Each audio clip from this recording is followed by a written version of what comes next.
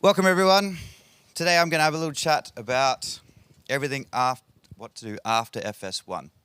I'm going to include everything you can get to get towards your stickers, and then once you get your stickers, when the real fun skydiving starts. So, a little bit about me. Started jumping in 2012, moved here in 2015, and then I've been pushing hard in the tunnel and sky since. So I love competing and I love coaching, so that's what I do full time. That's what I've done. I run JST Coaching, and then my booth is in the stall, so if you want to have a chat later. So, the BS requirements before you start fun skydiving.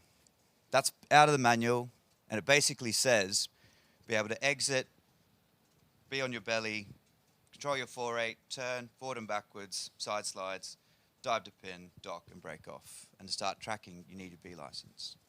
But, like all things, the real requirements before you should really start free flying. So, are you going to be that guy on a jump? You should be able to turn up to any drop zone and someone go, hey mate, Ryan, can you be on my FS1 jump? And your response should be, yeah, sure, like, who are we doing this with? You know, like, do I need to put some lead on? Do I need to put a baggier suit on? Do I need to, like, okay, sure, this is the dive, let's go have some fun. If you can't do that, then if you're going to get into free flying, the base is moving even faster with big guys, small guys. Tracking, you don't know how well this person's going to track, what's going to move. So if you have trouble getting to a base on a belly jump, it's going to be the same exact skills translated all the way through. So, once you feel like you're at that level, then we're going to run through all of this stuff today. So the stickers, free flying and tracking, and then I'm going to go into all the competition disciplines as you work your way through. So, this is a type of TR1 skydive. So, what you want to see here is a nice clean exit. Let the sound of the reel as well. Beautiful landing plane.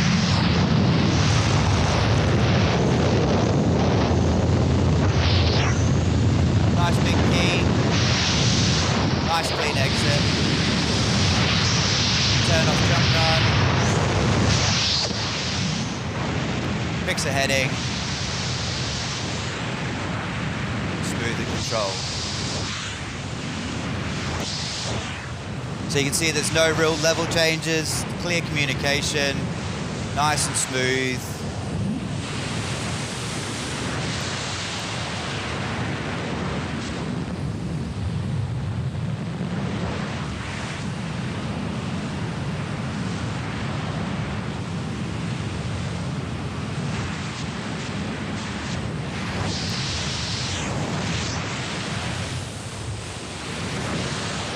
Bit of speed changes at the end here, so you can see they're starting to turn it on for the track off.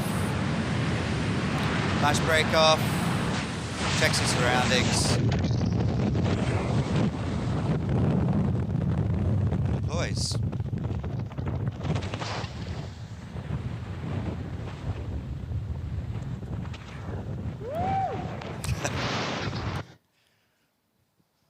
Now, TR2 is exactly the same thing, except do it on your back. So from belly to 45, nice and smooth. This time we're at dunk as well, the old beach. So nice clean exits. Obviously you don't navigate on your back, so me and my belly have picked the heading, and Leighton's flying up to me.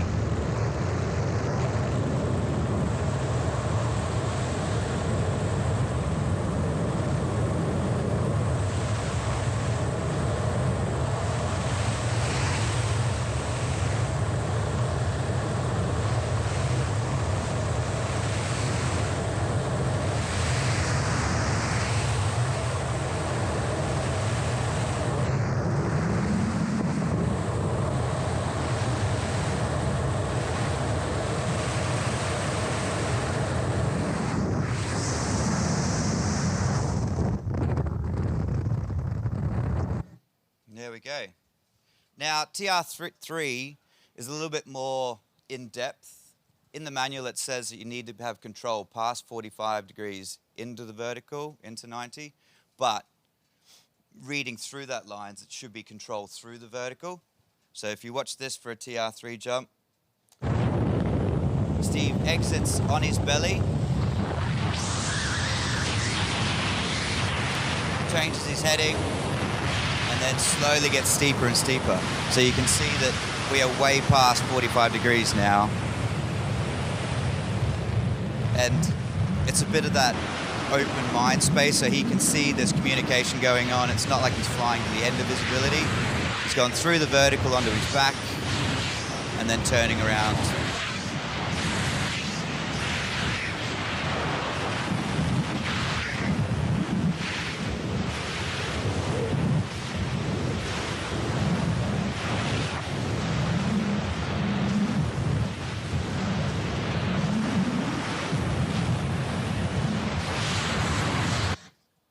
There we go.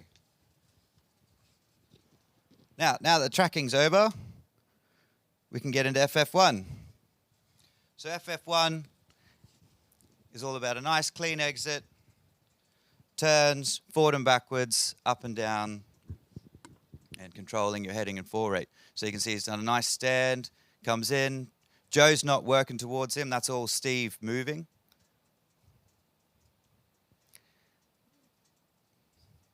The big thing is that I know that Steve would be excessively safe to go do this with any of his friends. So as much as the way he looks like a bit of a teapot when he flies, in for a dock, see he's super relaxed. He's flying without being stressed or talking. Nice break off.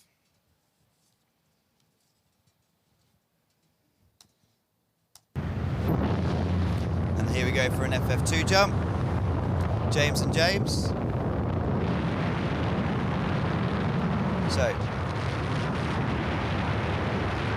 linked exit, regains it.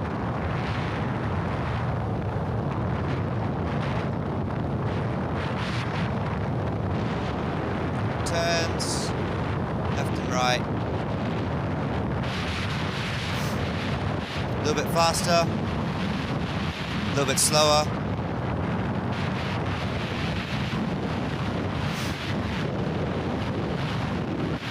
Showing that he can have control of his hands, so he doesn't need his hands to fly. And now for the most important part of a head-down jump, turn around 180 degrees, track off.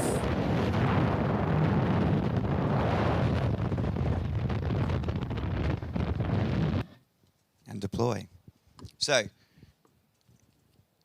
it may seem like a big step to get into free flying, but each one of those little bits together is just the start. Once you've sort of got through all of those bits, then you can actually start free flying. So, what is free flying as a discipline? It's an artistic discipline. At the national level, we have A and B. So A is the open dive pool that's done at the international competitions, and B is just a head-up component of it. It's subjectively judged, which means you're judged on your technicality, your creativity, and the camera work. There's 2 performers and 1 cameraman. In the actual competition, there's 7 rounds. There's 2 different compulsory rounds, and they're set out by the judges. So you do 2 set jumps, and you practice those jumps. And the other 5 are free rounds. So that's where it's really judged on your creativity and how much you can put together. The working time from exit is 43 seconds, so you only have 43 seconds worth of performing time. So if your performance doesn't go for 43 seconds, you just don't get judged as much, and if it goes too long, the judging stops at 43 seconds. Now, one of our most decorated free flyers in this country is Paul Capsey, and he's been really happy to get contacted by anyone who wants to talk about free flying because he's one of the subject matter experts. Now, I have an amazing clip here from Zion, who are the current world champions, and enjoy.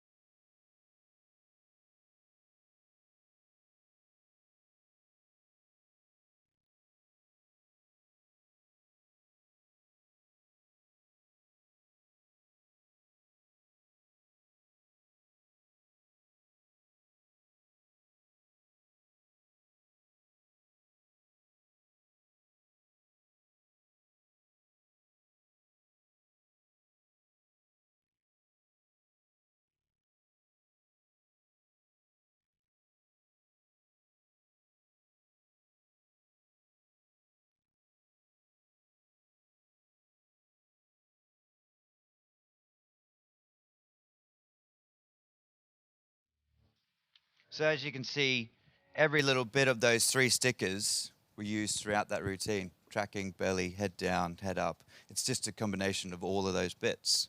Now, the other discipline in the artistics is freestyle. So it's the same, it's judged under the exact same categories as Freefly, except there's one performer and there's one cameraman. The working time is 45 seconds instead of 43, and it's exactly the same for the compulsories and the free rounds. So, this is Chris Mayhew from Nova, and that's Ed down the bottom there. So Chris is more than happy for you to contact him if you'd like to talk about doing any of the levels of freestyle. So, this is their most recent national performance, and this video has actually got what the judges see. So you'll see in the top right-hand corner is the time limit.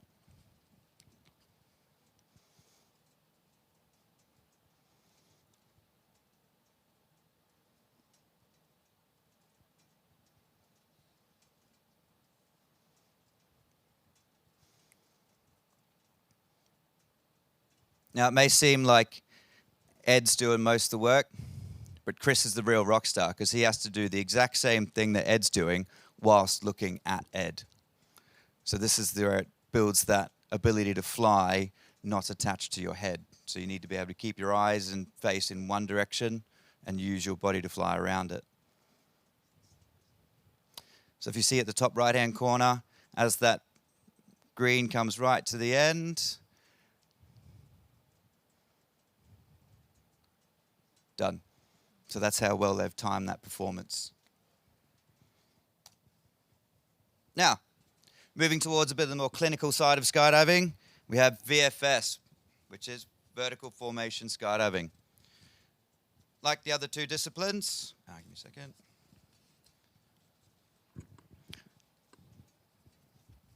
It's got a national level of 2-way and 4-way.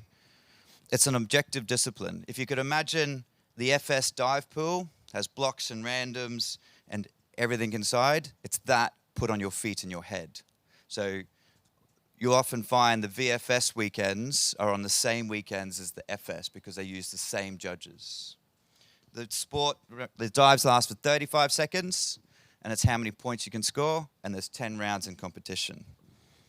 Now, we also do this. Now, the contact is Tim Gaines. He's actually in the room. Tim, can you just put his hand up there for me? That's him there. He's the blue Power Ranger. And this is a weekend of what Omni do.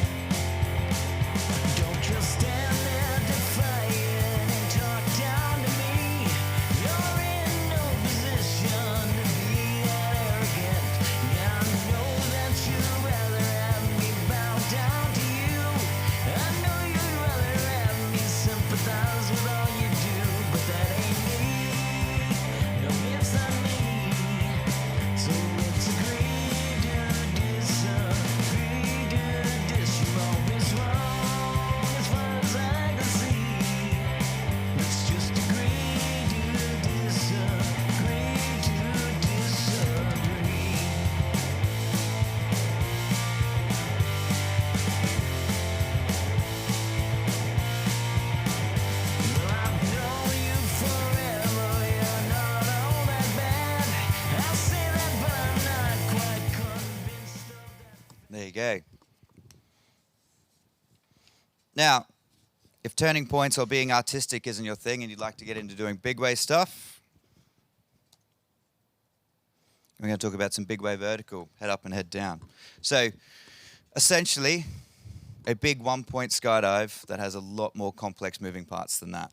So, a nice clean exit, getting down to on level, making sure you come into your slot, and then dock. Being able to fly once you're attached to the formation, and then break off when you're told to, and deploy when you're told to, and then be able to navigate with, well, in that photo, 164 other people. Now, Project 19 is the female big wave that's being done this year, and they have an amazing app that covers everything you could possibly think of in the big wave stuff. So if you're a bit of a reader, get onto the app and have a look at that.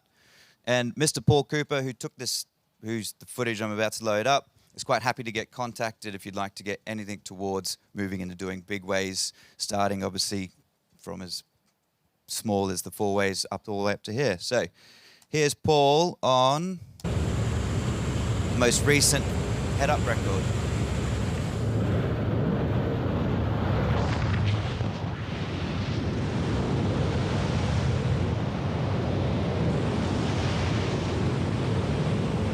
So you can see nice straight dive down, gets on level.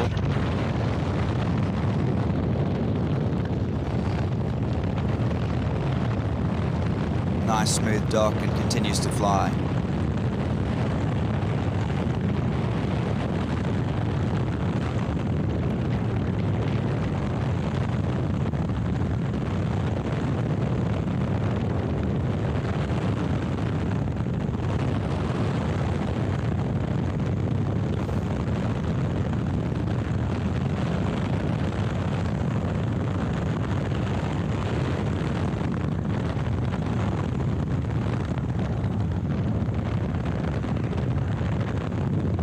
So the first wave will break off, second waves break off.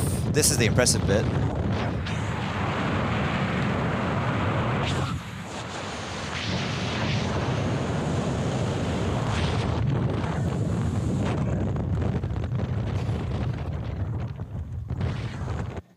There we go.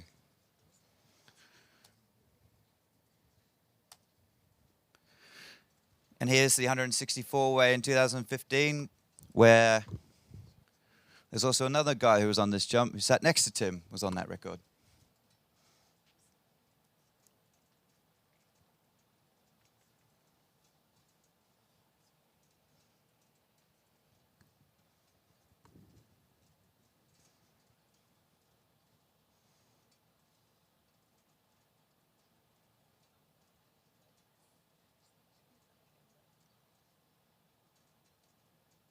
So you can see the composure and control from Paul, because it hasn't built in front of him what it's supposed to look like, so he's waiting for his slot to appear.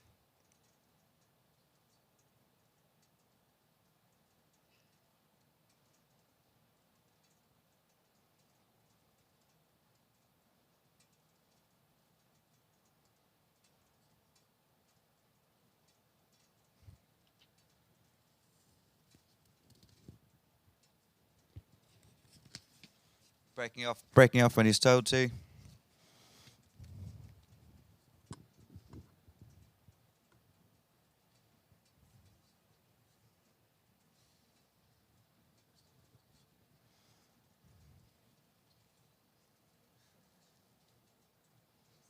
There we go.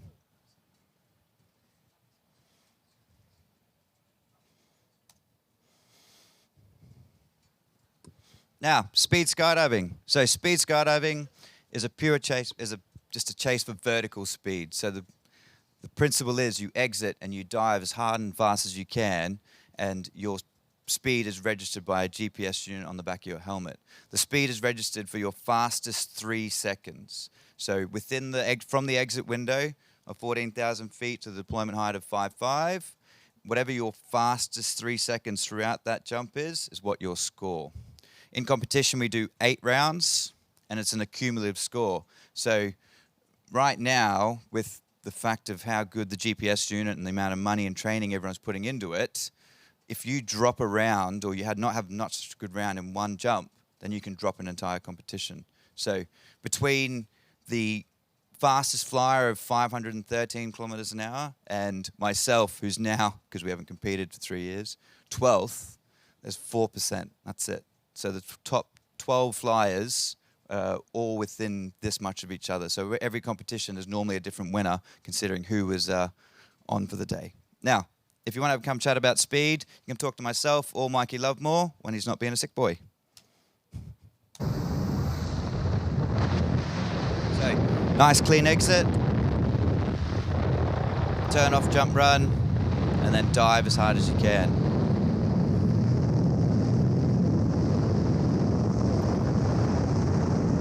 So up to about 400 kilometers an hour, it's sort of still flying, and then after then it becomes a relax and hold on and fall through the wind, because it's really creating gentle strength in your body position to hold. And that's the end of the skydive. Slow down as much as you can. And deploy.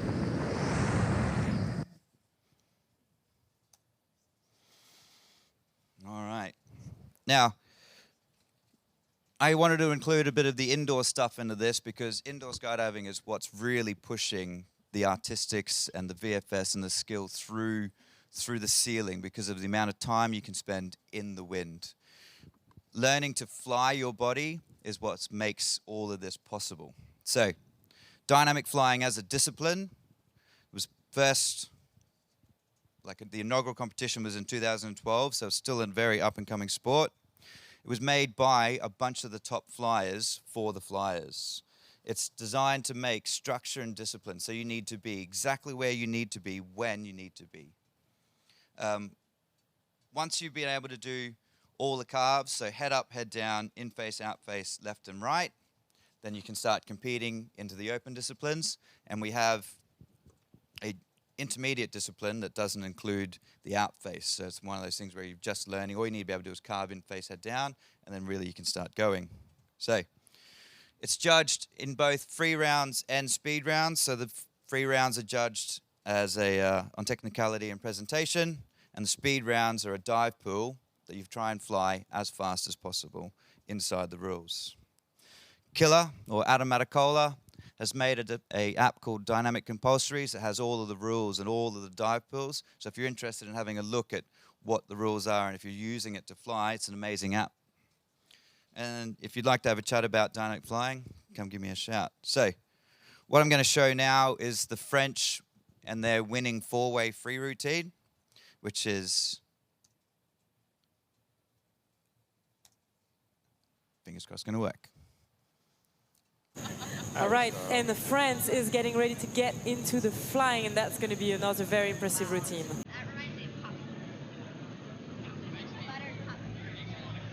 Oh.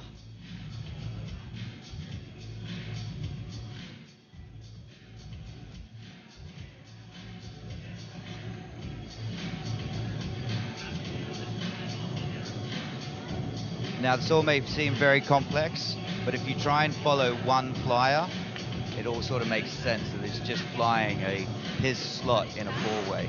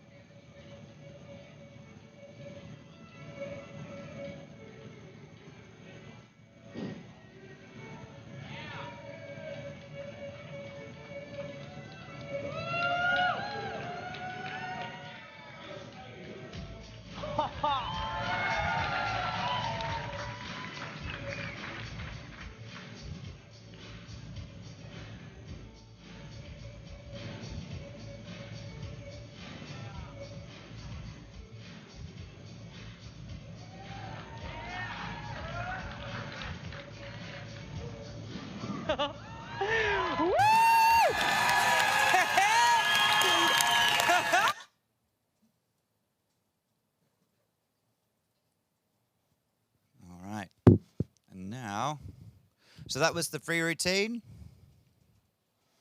And now the other side of the score is the speed rounds. So in most competitions, you have a speed round and a free round as you move through, and you are battled against your component, so it works your way through a competition.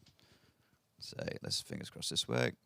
So these. So let's see if we can see a time below 75, maybe close to 70 here. So the dive pool consists of a snake. So the fastest let Tommy that talk this it. has been flown in the competition was a 78.957 by Pranavayu. Obviously, what matters in this is the time of only those two teams, Spain versus Poland, but still always interesting to look how they would have placed compared to the others. Those barrel rolls were nice. And they're on a 26, so that's going to be high 70. Really nice again.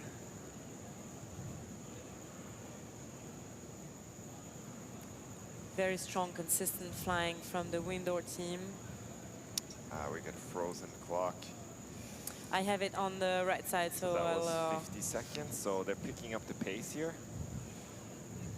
So we can talk you through the time here. We're just reaching the 60-second mark. So as you can see, there's two sets of lines, center lines and side lines, and they're all flying outside of those lines for each part of the discipline, that is shaping up and to be not the through the circle for one part of it. So that's how precise you need to be. They are exiting the tunnel with a clean round of 75.103. 75.103, as you can see on the screen, actually, in the empty chamber. So that is the fastest.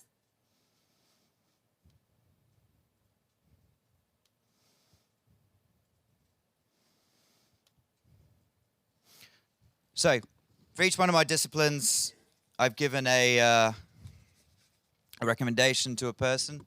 Now, this is a male-dominated sport, and women do participate in this activity as well. So, Elise Sharp has volunteered to be a contact for all the females in the room if you'd like to have some guidance through that way in your career. So, Elise has competed in most all of the disciplines, and indoor and outdoor. She's a tracking coach, free fly coach, and an AFF instructor. So she's quite happy to get contacted for all the ladies in the room. Now, a bit more of the safety side of free flying, as I roll through this. Make sure your rig is free fly friendly. Now, as you can see from the photo below, or on the side there, he's not having a very good day. And all that can easily come from is a bit of a loose BOC, bottom of your container. His pilot chute's been knocked and the plane's from it and it's come out. It's also the same thing with the riser covers. So if your riser coming down, you're tracking, it can roll down your arm. And make sure you have 2 audibles if you're going to start free flying.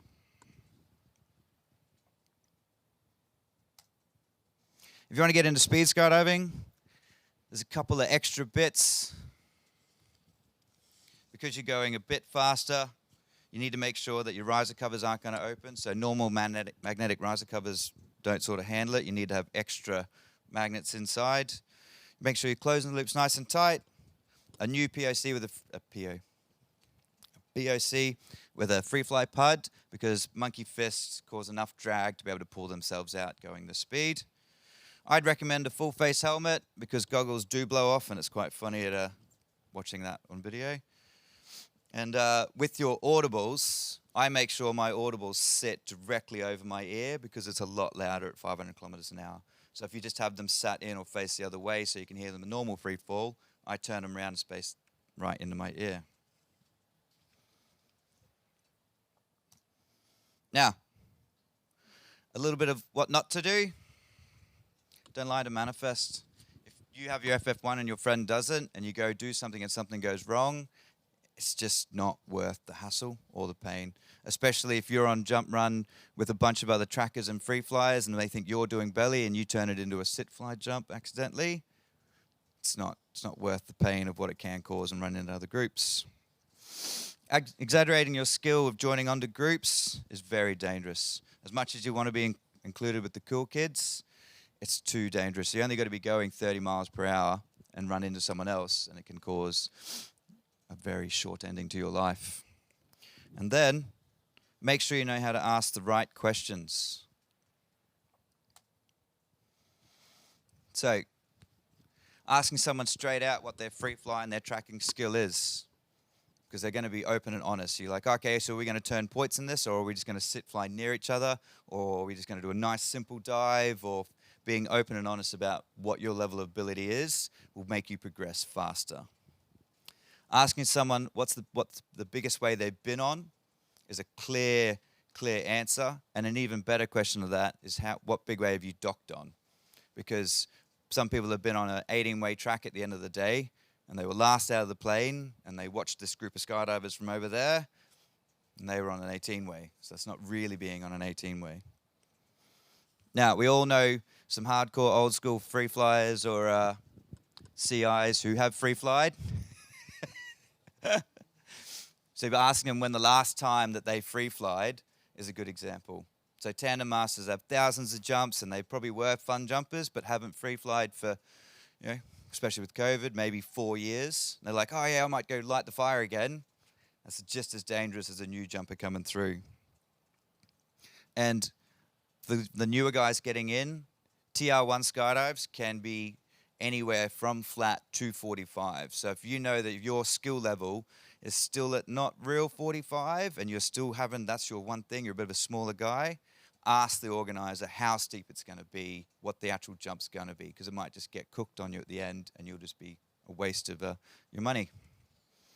Now, asking what people's canopy and what color they're jumping and their size will help you no end. If you've got, you can be jumping with anyone that can be jumping something as small as a 62 all the way up to a 70, you know, or a 190. So when you deploy, if you know, oh, that's Dan on his, what color's Dan's canopy this year? Blue 62 canopy, but it's a little bit like he's going to come screaming past me compared to someone else that's going to be full, so you can work out your stack a lot better. Now, tunnel or sky. If you're a weekend warrior and you want to turn up and just go jumping, or do you want to be on a team? Do you want to start competing? It's really about how much tunnel and how much sky you want to put into it. So if you just want to go, oh yeah, I want to learn how to basically sit fly, you could go learn that in the plane. But if you want to sort of get into competitions, or if you want to actually get your skills up and learning how to fly, you need to get into the tunnel. How quick do you want it? I have some students that come to me at the start of a year saying they want to get FF2 and they can't even backfly. It's really about how much money you're going to spend. So I've got a student that went from not being able to backfly to getting his FF2 in one season purely because he's got enough money to spend on it. That's the answer. And my big piece of advice on money, now no one ever looks at it because that's the whole point of this sport, is you just spend it and you see how much good you can get.